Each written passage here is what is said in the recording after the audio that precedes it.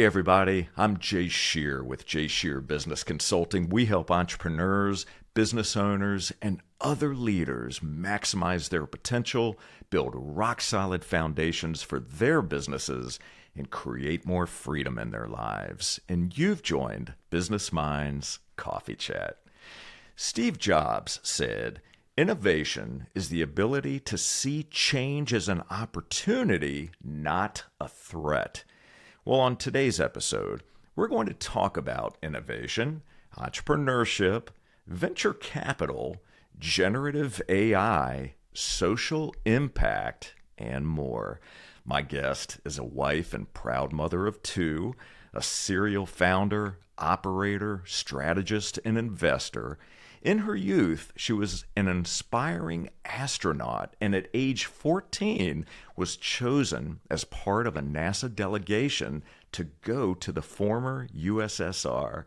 She holds degrees in psychology and law from Harvard University, and she began her career working for management consultancy McKinsey Company, then was COO of startup incubator Trigger Media, where she co-founded InsideHook and Fevo. Prior to co-founding her current startup, she was vice president of SAP.io North America. Please welcome the CEO and co-founder of Sugarwork and the woman who understands the power of innovation while also creating social impact and giving back, Vanessa Liu. Vanessa, it is so great to see you. Thank you so much for being here today. Oh, thank you so much for having me, Jay. I need to Absolutely. It have you is. be my PR agent because I just love your voice, by the way. I needed to say Oh, that. thank you so much. Well, if you want to carry me around in some luggage wherever you go, you just let me know. Yes, I'm there for you. absolutely. Thank you. Well, I am so very much looking forward to this conversation. And, there are certain guests that when you start to consume their content and do your diligence and research their background and all the incredible things that they're doing in this world, it lights you up, right? It's so exciting. And I'm really excited to bring your wealth of knowledge, your story to our listeners. I know everyone's going to learn a lot from you. So let's dive right in. I thought, Vanessa, a good starting point would be for you to share with all of us what your favorite thing is about yourself and why. Yeah, I am a perennial optimist. It's something that it's only over time I've realized. And I say it's my favorite thing because I think that's why I always bounce back, even when things are very tough. I always look for the good sides in people. It's very, very hard for me to be down. And I think that resiliency is really just linked to your mindset. And I think I was blessed to come out as an optimist. I came out a glass half full type of person. I've never looked at things the other way. And you know, and especially now because I am a mother, as you pointed out, and thinking a lot about my children who are now teens and the type of world that we're leaving them, it's very easy to be cynical about the state of the world, the state of the environment, the state of our political landscape. And but you can also say, wait a second, this is an opportunity to talk about how you can come around, how you can bring people together. So I would say it's my optimism.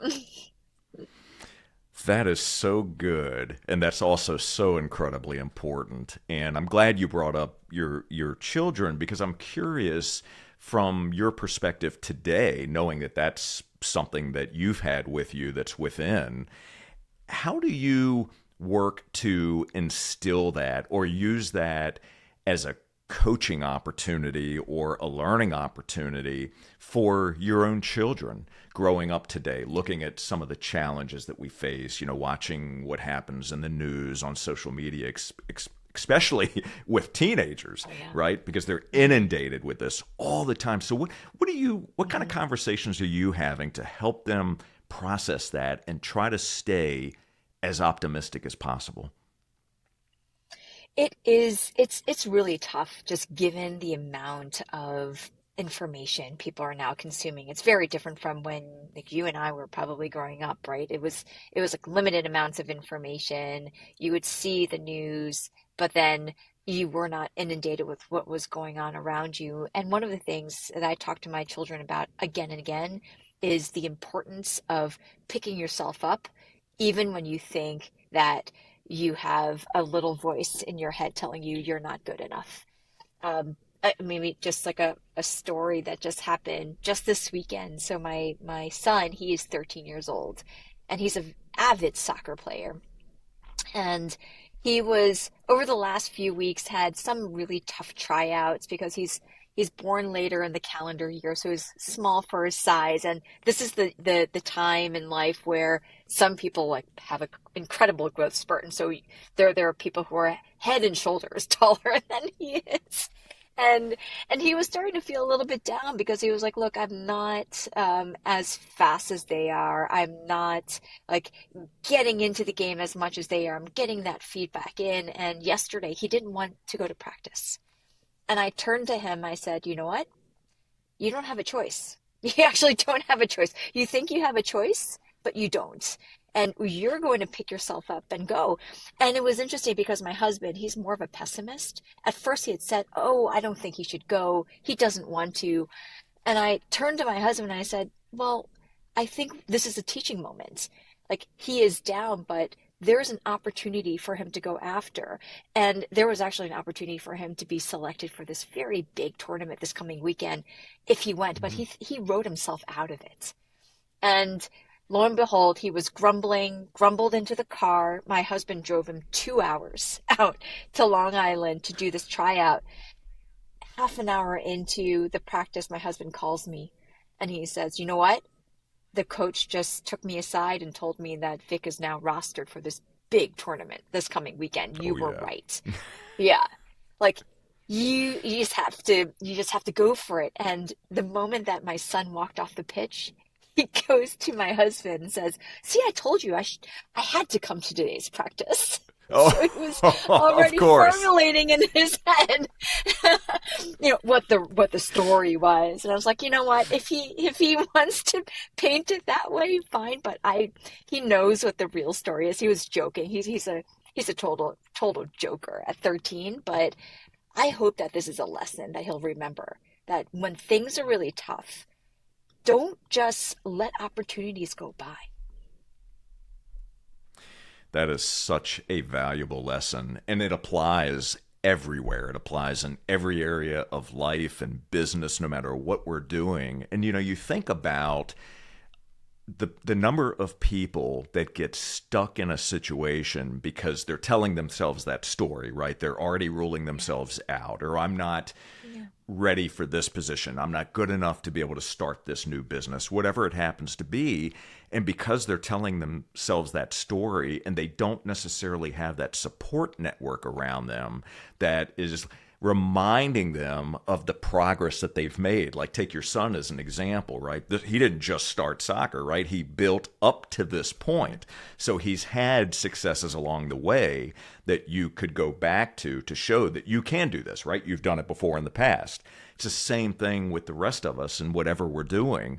So I would love it if you would share maybe another story. So take a personal example from your life where you've been confronted with a difficult situation, one of those where you maybe were questioning, am I ready for this? Is this my time for this?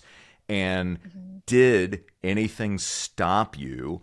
And if so, what did you do, or who did you talk to, or what was the process that you went through to say, Vanessa, you can do this, and you will do this, and you must do this? Yeah, yeah, yeah. Oh, I feel like I'm going through one of those moments right now. But but if I think back, because that's what startup world is all about. But let me think back to my first startup. So the first startup I built, Please. a company called InsideHook. It's a daily lifestyle publication for men, and it's still available, even though we sold the company a few years ago. And I remember the media landscape was changing. And so for those who are in the media world, if you think about like the early 2000s, like from basically 2002 to 2010, that was really like the pre-Facebook era, and there was like the era of email, where all of these email newsletters were really taking hold and were very successful business models. And that was what we were building Inside Hook off the back of. But we started in 2011. So around that time, that was when Facebook was really starting to take off from a marketing perspective, which changed our business model. And so it wasn't as easy as it used to be to run one of these email newsletter businesses. And I remember about 3 years in, 3.5 years in, my co-founder and I, after having had interest in our company the year before, we started realizing that our revenue projections were going to just be flat at best. And it was a very scary moment because we started thinking like, oh no, did we miss the boat? Are we going to be okay? Because we were we were going to have to fundraise in order to continue. How like we need to think about what does longevity look like? And I remember starting to think along that path, like, oh, things are starting to look really, really tough. It's a very, very tough situation for this business.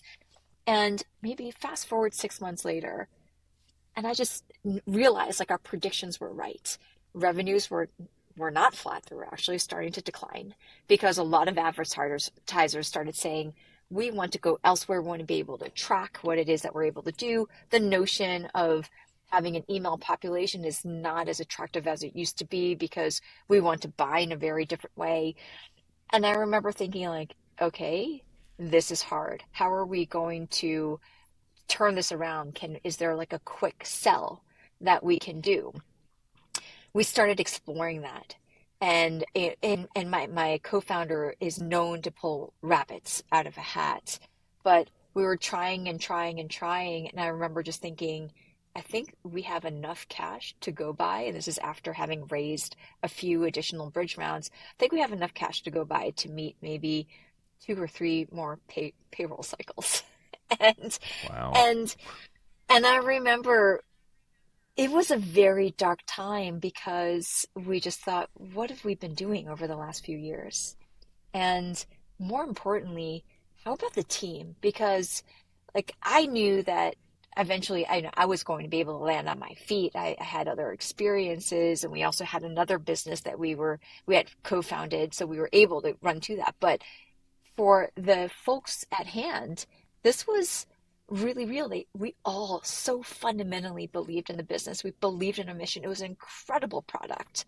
And I remember thinking like, my gosh, this is so tough. And my co-founder and I were at odds with one another because we just had such different paths in terms of where we thought we could take the business. And I remember just thinking, we just need to have a soft landing. Like, well, there's no other way of going around this. And I remember just sitting down with my husband and also a few other friends, and they just saw the stress on my face and they knew what we were under.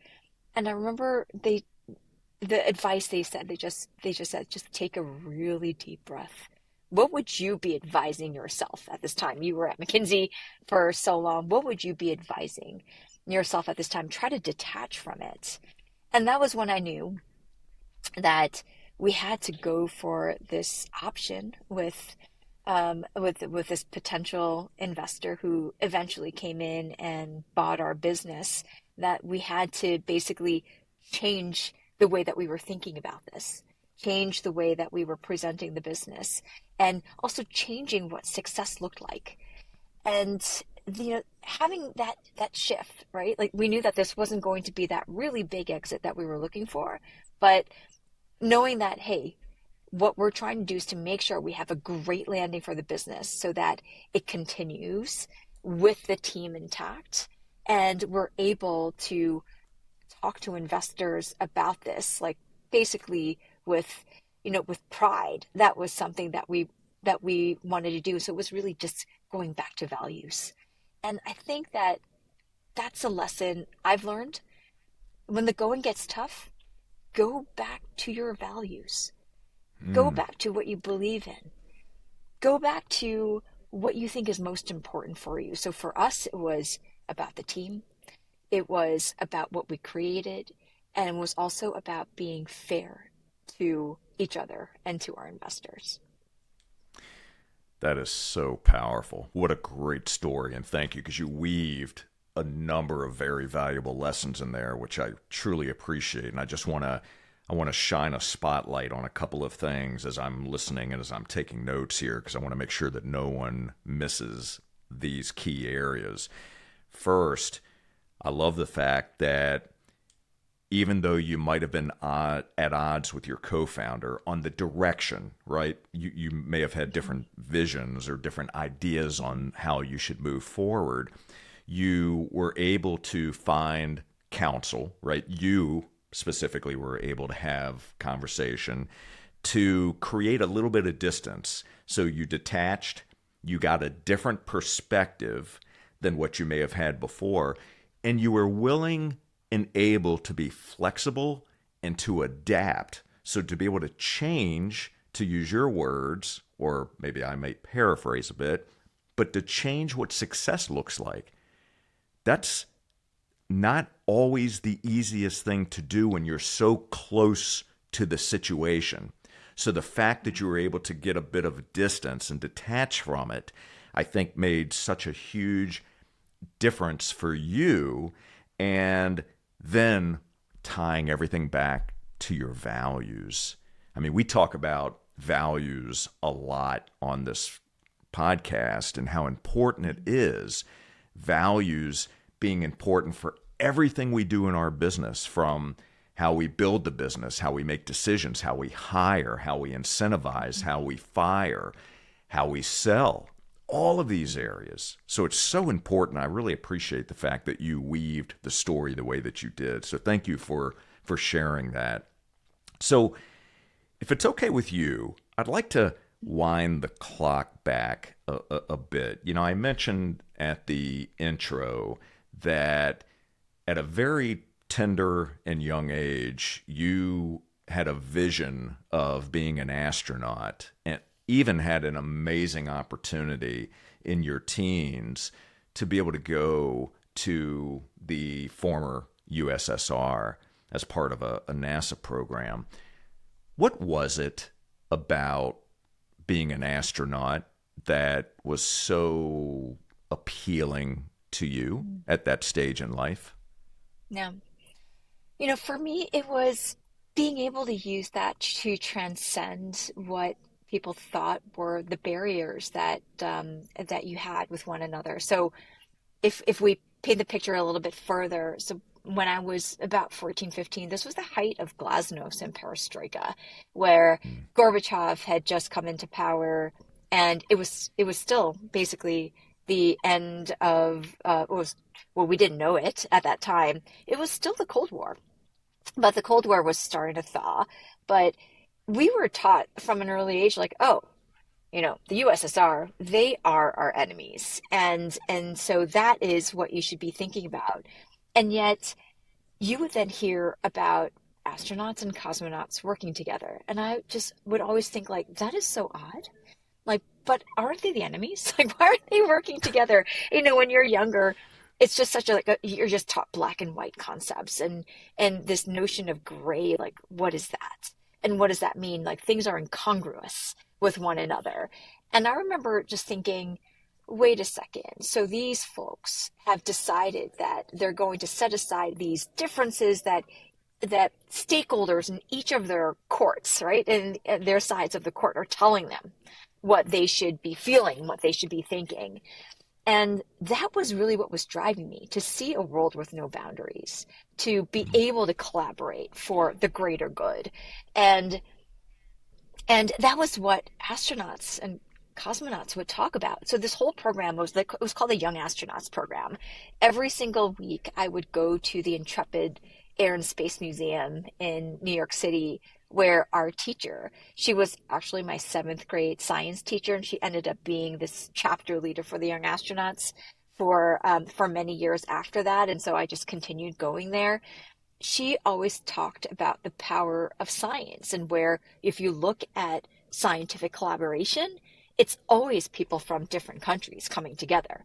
And they're all in it for a particular purpose and to solve and have a particular impact. And so that was what really drew me in, the fact that you can think in that way. And I remember on that program, we were chaperoned by the late Commander David Walker. He became my mentor. Like, he was my hero. He chaperoned the 10 of us students alongside 3 teachers. And I remember going to the USSR together with him and the rest of the delegation, and we had a cosmonaut who joined us. We went to Star City. We were the first civilians from the US to go to Star City. That's their version of mission control.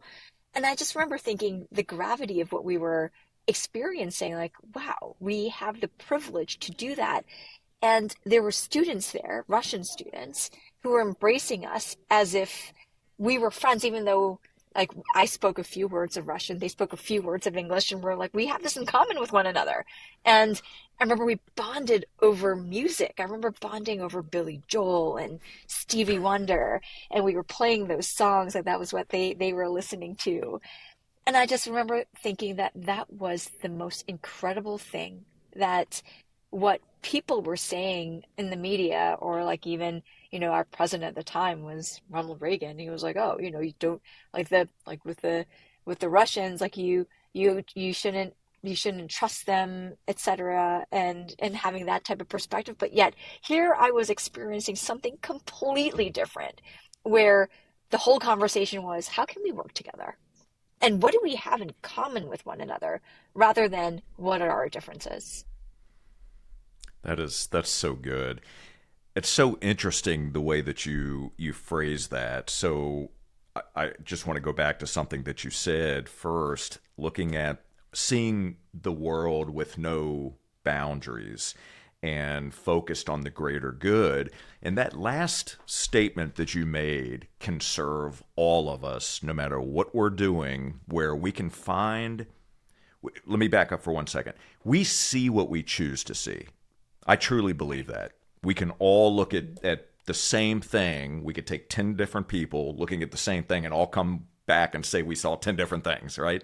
So we choose what we see based on our biases, based on upbringing, familial influences, etc., the things that we surround ourselves with. But when you start from a place of commonality and we're looking for how do we collaborate and find a solution to a problem versus only focusing on the problem or only listening to what we hear from the news or from other influences that have no true experience. So I love the fact that number one, you had this opportunity and this experience, and what a great way to open yourself up to listening to people, right? To getting to know people on a human to human level versus a perception of what you might think of somebody based on where they live, where they came from, etc. So what a beautiful gift that you had at such a formative time in your life. So this desire to be part of this program and to be an astronaut stayed with you for a number of years, right? Up until what, your early 20s, maybe? It did. It did. I thought for me, I mean, I also loved the sciences. I was such a STEM kid growing up, and I loved doing lab research. And I just remember thinking, like, this is what I want to do. And then when I was in college, it was only my senior year. And at that point, I had worked in labs for about 5 years. I started working in labs when I was 15. And so, in like wet labs doing research. And I remember my professor setting me aside saying, like, I could see you love this work, but I see why you like it, though. And I want you to reflect on it. You really like it because of your connections with the people. And I'm not sure if you take that question, if you take that part of the equation away, you would be as interested. And I started thinking about that a lot. I started looking at him, other scientists that I knew. They loved the sciences for the sciences. They would be happy as a clam doing this on their own. And I realized that I wasn't one of those. Like I remember this one professor I had, he went back to the lab after he got married. Like literally, he went from the ceremony back into the lab to check on his Oh my experiment. And I was gosh. thinking, yeah, I was thinking, I don't have that passion for the sciences, but you almost need to in order to sustain it for a whole entire career. And I realized I had many other interests as well. And it was only then that I started realizing, oh, that was what got me interested about being an astronaut. Oh, that was the thread. And I started then thinking about, well, what does impact mean? Because I think it just dawned on me one day, if I were working on, an incredible piece of science, but for 10 years and then realized, wait a second, it didn't work or my hypothesis was wrong, it didn't prove out anything, I would have been very disappointed. And so that was when I realized I needed to focus on something that had more scale for my Makes taste. That makes perfect sense. And just to kind of tie a bow on this stage in your life, what did you and your parents have conversations around what they envisioned for you and for your life and for your career, and how different was that from what you ultimately have done? No, my parents, so they are typical immigrant parents in the typical immigrant story. They came over from Hong Kong to the United States. My dad came over to go to college. My mom joined him a few years afterwards to marry him. They had known one another in Hong Kong, and they gave up everything. My mom was the top of her class when she was in high school and beat out all of the boys, by the way. And so she was known as like the really smart one. She became a teacher after that. But when she came over here, she abandoned everything just so that we can have a better shot at like a better future for her family. And so I remember thinking, okay, what does that mean? So when we were growing up, my dad decided to go back to school to study to become a lawyer. And so my mom just thought, you know what, then I have to be the breadwinner. And so she decided to leave the job that she had. She was an assistant at an like import export company. And so she decided to start her own store. And I remember thinking that is so hard. And that was also what my parents said, like, don't do what mom is doing. That is really hard. And you see how hard she works. And, I was I was 7 years old, 8 years old, going to the store with my little brother who was 2 years younger than I am. And we would be there at the cash register. We had like the first retail establishment that we had was a booth at a flea market in Queens Plaza. So back then we would um, basically fill up a shopping cart full of watches and sunglasses that we would purchase at the wholesalers on Broadway, pack them up into a shopping cart, go on to the E train at World Trade Center. That's where we lived. And then would ride the subway to Queens Plaza. We would get out, set up our booth. And my brother and I like would learn to man the cash register. And that's actually how we learned our mental math and to be basically be able to approach people to say, can I help you? Or, try on these sunglasses. That looks great on you. Maybe not that one. Try this one. Like that type of social interaction. And my parents did say, don't do that. Don't do that growing up. And I remember thinking like, I definitely don't want to do this. This is too hard. And they thought that, I mean, they didn't, I mean, they knew that I was really interested in the sciences. And I think typical immigrant parents were like, why don't you become a doctor? And I remember thinking, I actually have no interest in being a doctor. I'm interested in the science, but I'm not interested in the medical side. And I remember they were disappointed. And then they started saying, well, what about law?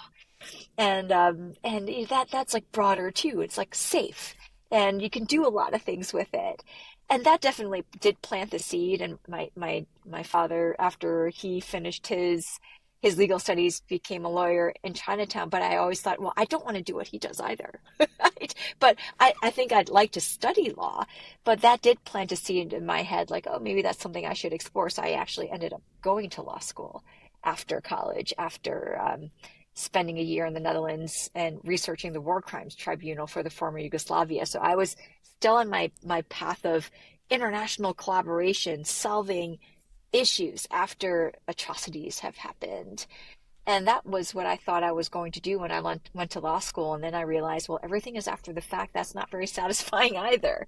And but that was like the path that they really shaped for me. My parents were so excited I wanted to go to law school, but I ended up doing my first year and taking time off, taking 3 years off to start working for McKinsey. And I remember my parents saying, "Are you sure?" Especially my father, "Are you sure? Are you really going to go back to law school down the road?"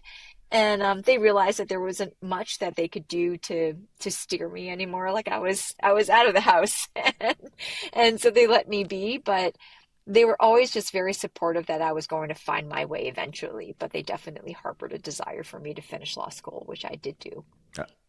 Excellent. And I'll bet they did harbor that desire for sure. So when you went to work for McKinsey, so you stepped away from law at that point. Did you think when you took that role, did you think that you were going to go back to law school, or where was your head at this point? I think my head at that point was, I know that I don't want to practice law, but what else is there? And at that point, had said, oh, I know I don't want to pursue like a PhD in the sciences. So I was starting to feel like a little bit lost. Like, oh no, these paths that I've taken, I don't want to spend time there anymore. So what is business? And I remember thinking, like, how can I even be interested in this? I never picked up the business section of a newspaper when I was in college. Really? And I was never interested in understanding like why companies were doing X, Y, and Z. It just did not make me very excited. But then I started thinking about the impact that you can have from an economic development standpoint. So, if I go back, tie things back to the what I was witnessing. So I was witnessing the first trials in front of the International Court for the former Yugoslavia. So at that point, Milosevic, Mladic, they had not been arrested yet. The first trials were really low level. People who were being prosecuted. And I remember thinking, this is maybe at that point, it was at that point about 5 years, 4 years, 5 years after the war had ended in the former Yugoslavia. And here we are prosecuting basically low level people in the military. Like, is that really how you have impact? But what about all the people that are in the former Yugoslavian countries? So how are they developing? How are they rebuilding themselves? Like their entire livelihoods were wiped out, and also families, loved ones. Many of them lost many, many loved ones. How do you rebuild from that? And I started thinking about that much more than I was about holding this person accountable for what they did. Still very important, but I was just starting to think, but what about the future? What about those other people? And I remember during my time, I was really lucky. I got this fellowship with the Fulbright Foundation. So I met other people through that and started realizing that business could be that vehicle. So this one person I met, Buford Alexander, he was at that time a partner at McKinsey in Amsterdam. And he started sharing about the work that he did and also about how the former Minister of the Environment was a McKinsey partner. And so he was a former Dutch Minister of the Environment. The person who was going to head the Global Fund for AIDS, TB, and malaria was also a McKinsey partner. And so I started thinking, wait a second, so you can take business and do things like that? And so that was what piqued my interest. And so I went to McKinsey with basically like my eyes wide open, not knowing anything about what to expect. Because again, like this is a person who did not read the business section of a newspaper for many years. And I remember my first study was in private banking. And I remember thinking, what is private banking? This means that I'm helping the very affluent get even more affluent. It's not exactly what I described as social impact. Um, but 2 projects later, I fell into a project that was all about innovation. It was about building a new internet service provider for the Dutch market, and I was hooked. I was like, this is the future. This is about coming up with ideas and creating something. And that was when I realized I found basically my calling, which is to build things and build businesses. That's amazing. And it ties back to what you had talked about before around human connection and, to your term, social impact, right? So you step into this and it kind of checks those boxes that speak to your core values. And that's amazing. So that starts you then on a journey. Right now you're getting into the business realm, but you're starting to see how you truly can build and change lives through the work that you're doing. So you're at McKinsey for what, 9.5, 10 years roughly. That's right. What so at that point, why did you decide that it was time to make a change? And what was happening in your life that gave you the whatever it required for you to step away from that and to start what you ended up doing next? So I think for me, the work that I was doing was helping media companies come up with basically their digital business plans. And then after crafting the plans, it would be like, okay, this is great. Could you launch it? And then I would do that. I would then launch the business together with their teams, and then basically hand over the business for them to continue to run. And I started realizing that over time, I didn't want to give the businesses back to the clients. I was having too much fun. I just thought this is so fun. I get to, basically pull a team together.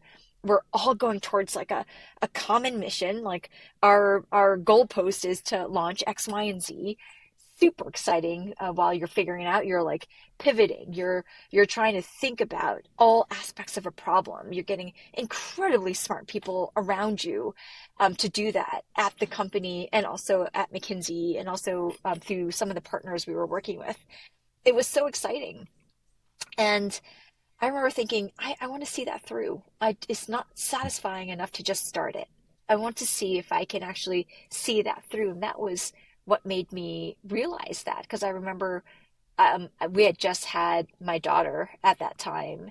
And I remember just, of course, of course, like as a new parent, you're just thinking, gosh, I want to make sure that whatever it is I'm doing is actually worth it to you know, leave the bond that I'm creating with my child behind. And you want it to be something that's meaningful. And I felt like I had to give it a shot. And that was like the best time to do it. Most people would think that's crazy. You should be in a more stable position once you Right. start having kids.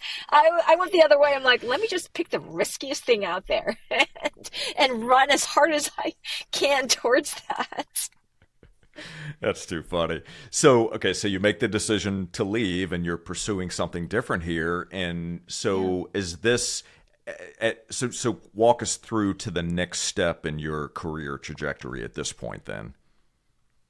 So I decided I was going to leave McKinsey.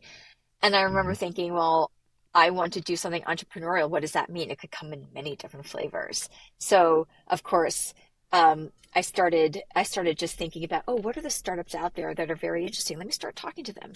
I started talking to Facebook. And I remember this was like 20, it was like 2009. And I mean, this is like early days for Facebook and the team there, an incredible team.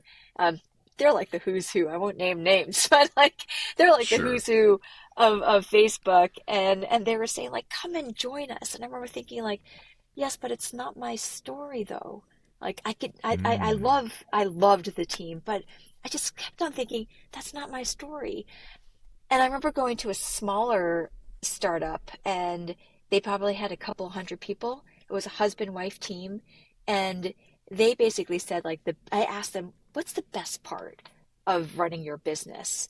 And they basically said the fact that we were able to decide who would work with us and for us to build the culture from scratch.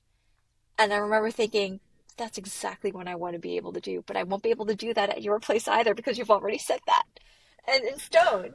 And and then I met my who eventually became my business partner. He was like, "Look, I'm looking for a business partner. I have investors circled around us where our whole entire thing is going to be launching businesses. I have ideas for the first two businesses. Do you want to come and join me?" And it was like the riskiest thing to do out of all of these things, but it was the one I just couldn't stop thinking about. I just thought, well, I can build that culture together. We can go and figure things out, like, the problem solving and try to put a stake in the ground.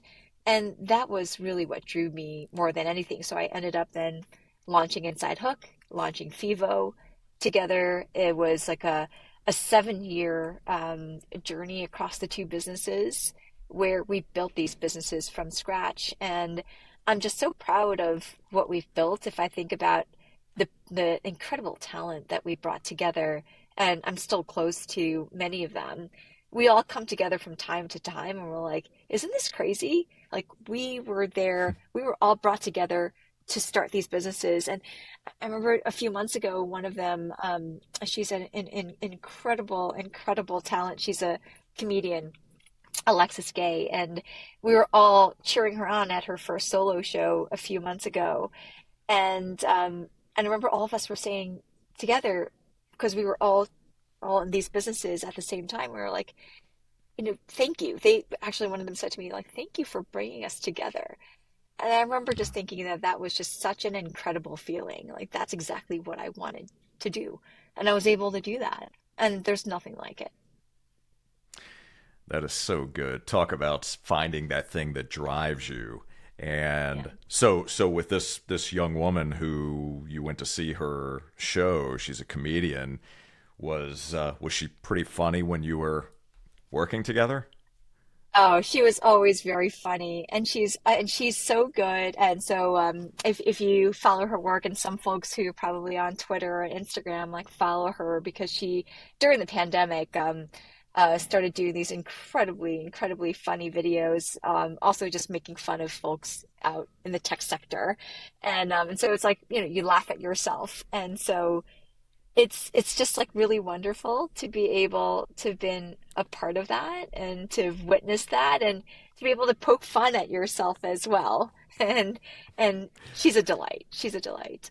That that's wonderful. And I think it's a good reminder to not take life so seriously, right? We can get so Yes. caught up in the day to day that we forget about sometimes having fun and realizing that yes, we can work hard, but at the same time, we can also go out and enjoy ourselves and breathe and go see a comedy show and just not take ourselves so seriously. I've got to tell you, if my wife were sitting here right now, she would probably say, hey, that's good advice for you to take yourself. So I have to Yes. constantly remind myself about that too. So I'm not the only one, Yes.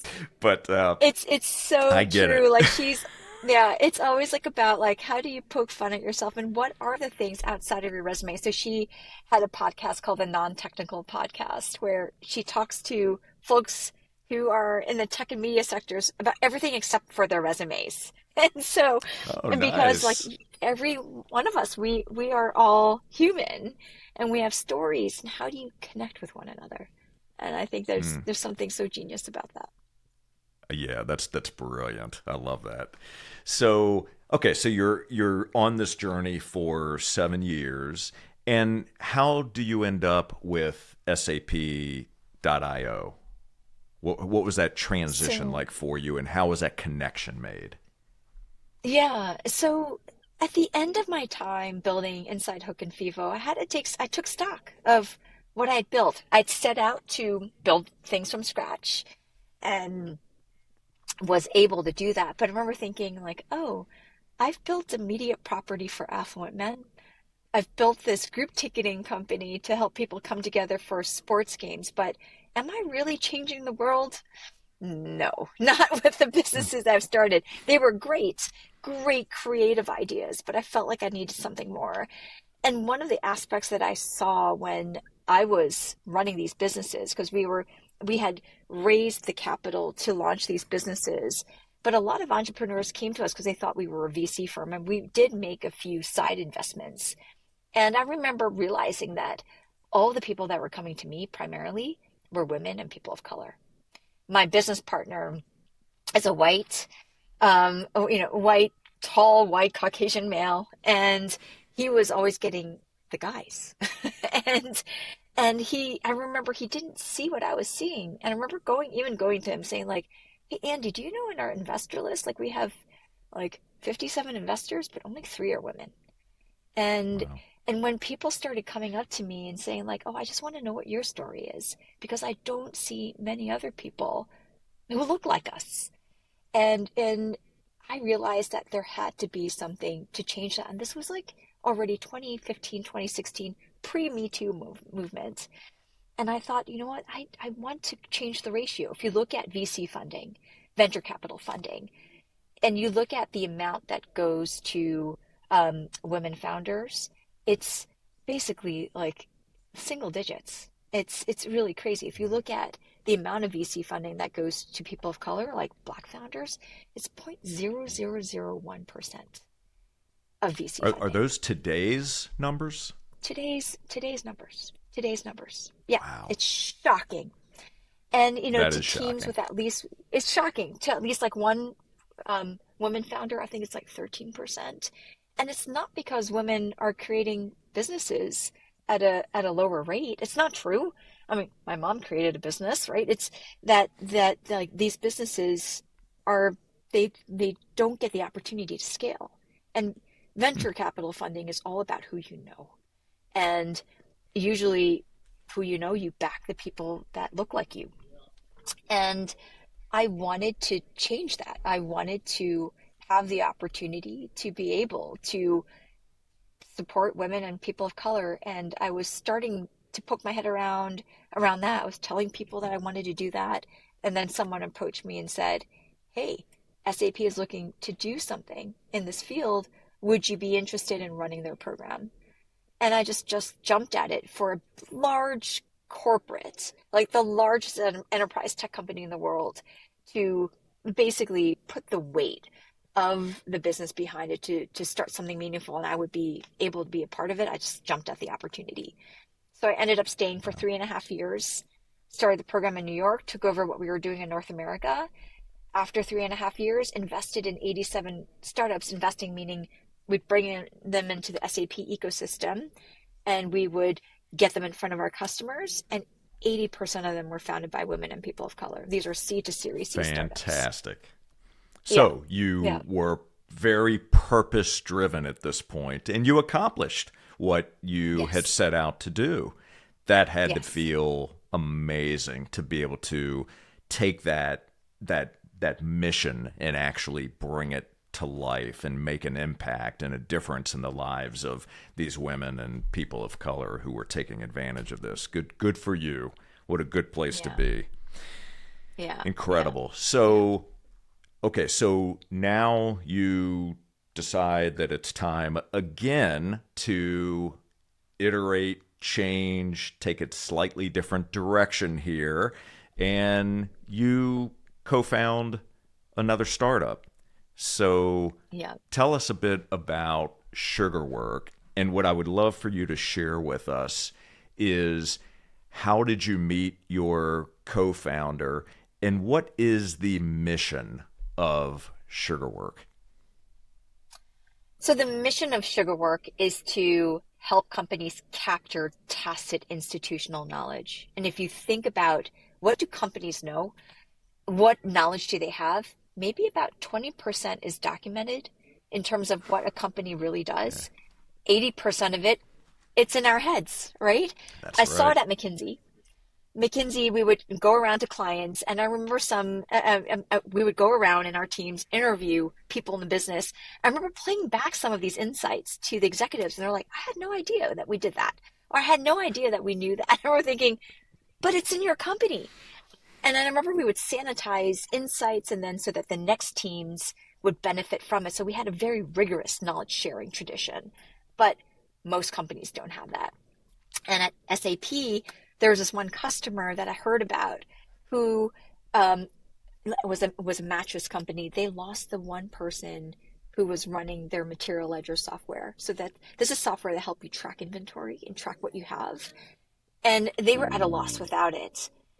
And they had to hire a consulting firm and spend $1 million to be taught how to do something which they had someone do beforehand. They did not have a redundancy.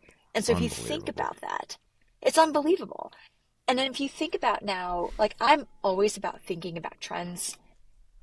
We have now a graying population. We have so many baby boomers who are retiring in the next 10 years. It's about 40 million. The biggest generational transfer of wealth is happening, but also transfer of knowledge within companies.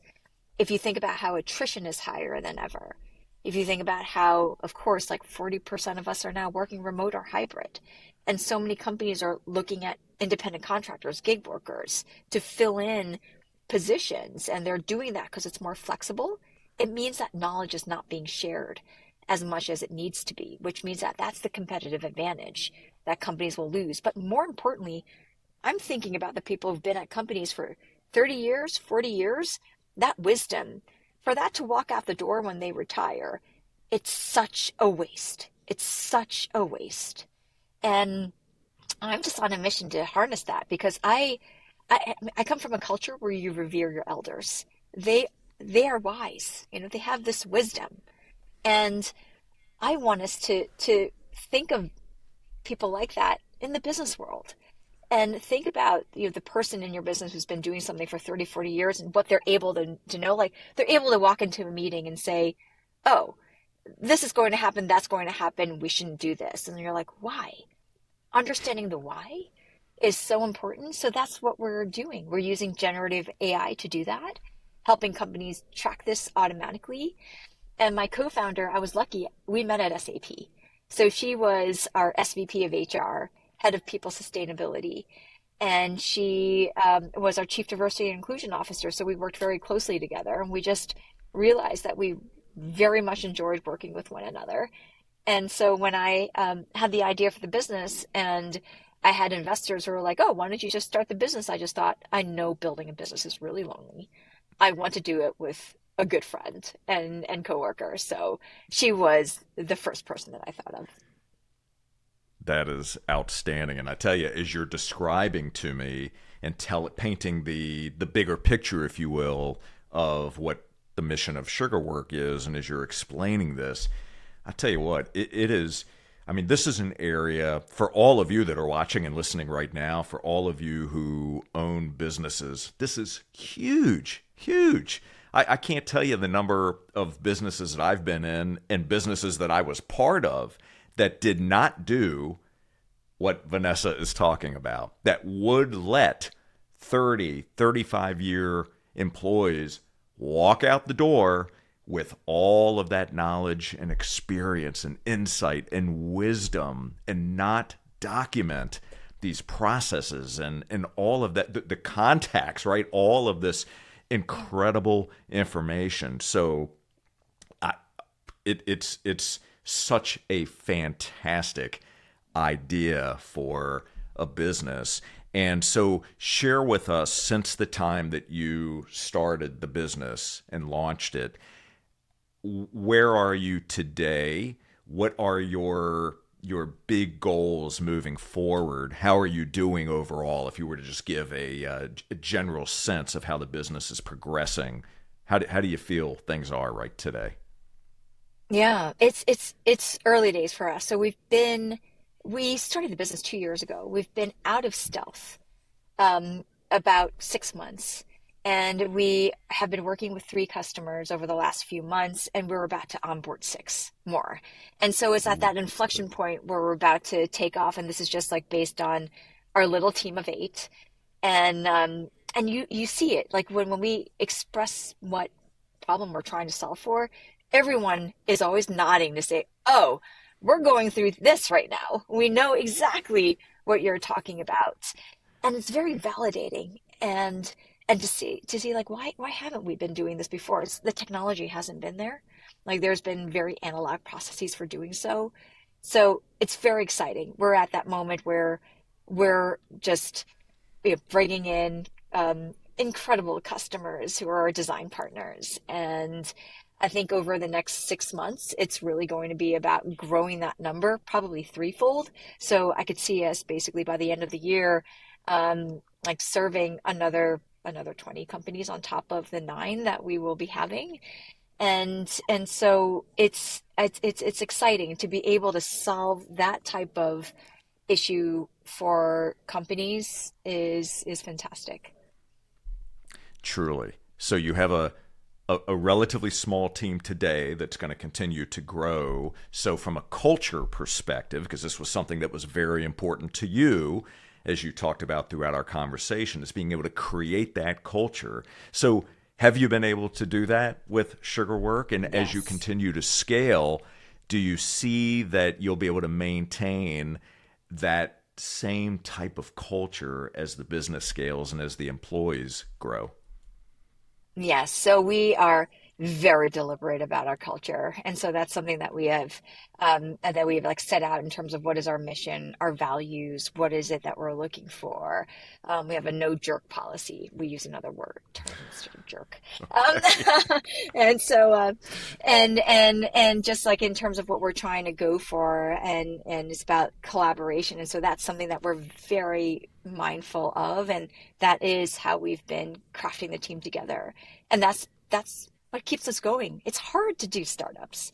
So you better do it with people who are in it so that you know that even when the going gets tough, you'll still enjoy one another's company. And and that you are giving it the best go. Love it. Good for you. Yeah, So, thank you. Vanessa, as we are wrapping up our conversation, I've got one question and then one ask from you. So here is my final question to you. If you had an opportunity to sit down on a park bench with one individual, they can either be living or no longer living, and you could ask that individual one question and one question only. First, who is it that you would want to sit down with? And what is the one question that you would want to know the answer to? Mm. So David Walker, so he was the mentor, the astronaut mentor I mentioned. So he passed in 2001, and oh, I would so love the opportunity to sit with him again and just to ask him what made your life truly meaningful. I never got to ask him that. Ah, that's I a think I was too young. that's that's a big question. So I'm going to turn the tables on that one. You're sitting with someone today who asks you that question, someone that you're either mentoring or someone that looks up to you and asks that exact same question. What's your response to them? Ah, it's about connecting. It's about really understanding where we all come from and giving others the chance so that you can see who they are. Beautiful. You're bringing tears to my eyes, Vanessa. So I would love it if you would give all of us a challenge, including me. What is one thing that you would challenge all of us to do in this moment, right now? I would challenge each and every one of us to seek out someone that you think you have disagreements with and just sit there to listen. Really listen. Be curious. Try to understand why they have those views. I think that would really help us, especially in this moment in time for our country. Ooh, that is a good challenge. It's not an easy one, but it is an No. important one. So I want to thank you for sharing that with all of us. I know I'm going to take you up on that because I have plenty of opportunities to have those kinds of conversations. So, yes, everyone, I'm going to do it. You can do it too. And Vanessa, I want to thank you so very much for joining us today on Business Minds Coffee Chat. What a fascinating conversation, learning a lot more about you. And I appreciate the fact that you were willing to explore different areas of your life and allow us to create the space to have these kinds of conversations. So thank you, and I'm grateful for you. Oh, thank you so much, Jay. Absolutely. And for all of you, I want to thank you so very much for watching and for listening. And I do have a quick favor. Would you please take a moment to subscribe, rate, and leave us a review on Apple Podcast? I would love it if you would share maybe one or two key takeaways from this conversation with Vanessa. That helps us expand our reach and attract amazing guests that can continue to bring you great value. And to listen to more podcasts, all you need to do is visit jscherbusinessconsulting.com, click that podcast button, and until next time, my friends, keep learning, keep growing, and keep doing the work to reach your potential. Take care, everybody.